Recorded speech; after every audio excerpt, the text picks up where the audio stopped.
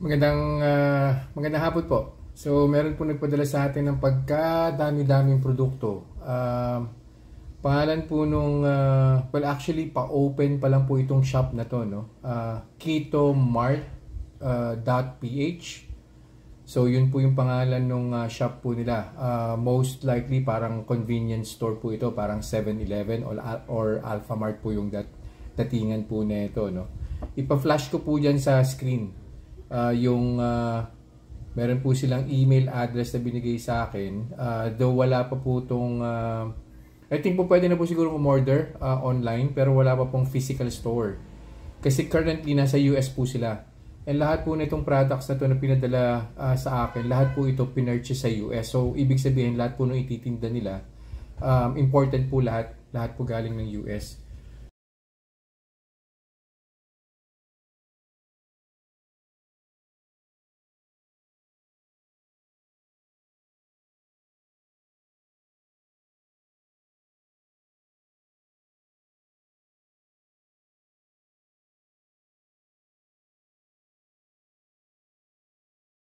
So, keto po siya, pero it doesn't necessarily mean na po pwede po sa diabetic. That's why i-review po natin. So, of course, I'd take a look at the nutrition facts. Titingnan po natin yung total carbs.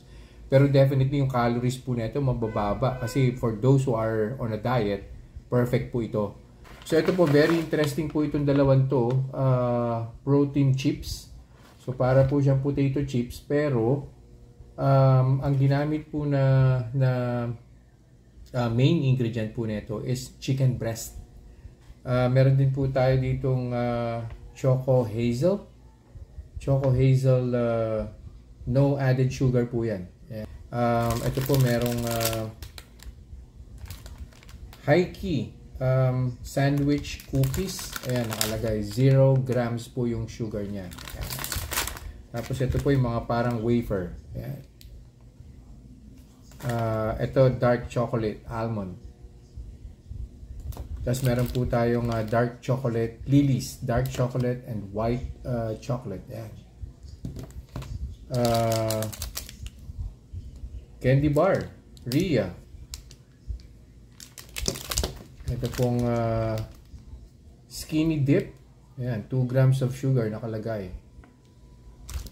Tapos ito po, meron po pong advanced ayan, snack advance bar. Dun po sa mga marathoners, sa mga nagbabike po, mga malalayong biyahe, I think po pwede po ito. Ayan, mga caramel and cashew bars. Ayan. Tapos meron pa pong Fit Crunch. Ayan, so again, no, maraming salamat po for sending this over ketomart.ph.